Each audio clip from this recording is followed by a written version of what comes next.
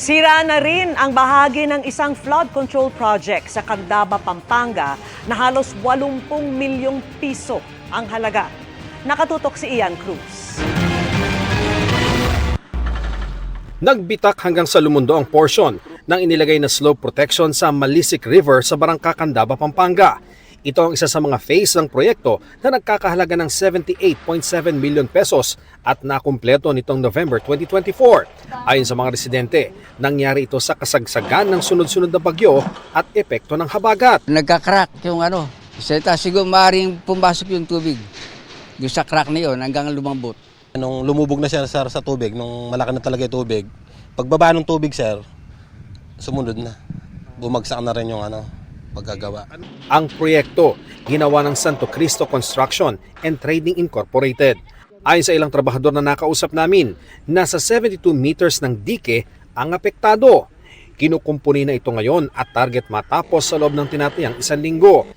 Sinisika pa naming makuha ang pamunuan ng construction firm. Sa pagsasaliksik ng GMA Integrated News Research, 19 flood control projects ang nakopo ng Santo Cristo sa buong Pampanga na nagkakahalaga ng 1.6 billion pesos. Kanina, walang ulan sa Candaba pero malakas ang agos ng tubig sa ilog na galing sa Northern Bulacan at Nueva Ecija. Pag matindi raw ang ulan, rumaragasa ang tubig sa ilog.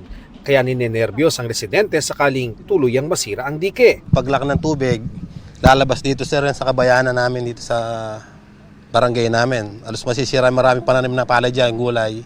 Pangalawa, itong mga bahay na to. Mapapansin natin na malaki pa rin yung portion na nakalundo dito sa bumagsak na dike dito sa Candaba, Pampanga. At napuna rin natin na yung malaking bitak dito, ito, sinemento na nila pero nakikita po natin meron pa muling mga crack dahil posible na gumagalaw pa ulit itong dike na to, kaya nga may crack dito. At ang sabi naman po sa atin ng MDRRMO at ng mga taga-barangay, hindi sila papayag na basta lalagyan lamang ng simento to.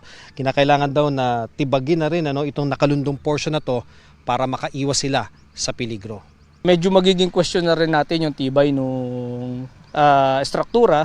Kaya ito sir, pilit makikipag-ugnayan pa rin kami sa ahensya ng DPWH para siguraduhin ito ay talagang magiging proteksyon para sa kaligtasan ng aming mga kababayan. Bagamat hindi raw dumaan sa munisipyo ang proyekto, agad sila nakipag-ugnayan sa DPWH ang nag-implement ng proyekto. Kaya agad ni-report namin ito sa agency na nasira ito at si Mayor nakipag-ugnayan at kami nagpapasalamat din kami sa naging aksyon. At syempre, siguro na-call na rin po yung attention nila sa kagustuhan ng ating Pangulo na maayos yung mga flood control projects na to. Nagsadya rin ang GMA Integrated News sa Pampanga 1st District Engineering Office na nag-implement ng proyekto.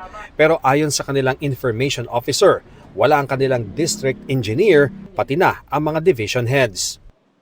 Nangungunang flood-prone province sa bansaang Pampanga, may 293 ang flood control projects sa lalawigan mula 2022 hanggang 2025 na nagkakahalaga ng 14.5 billion pesos. Para sa GMA Integrated News, Ian Cruz, nakatutok 24 oras.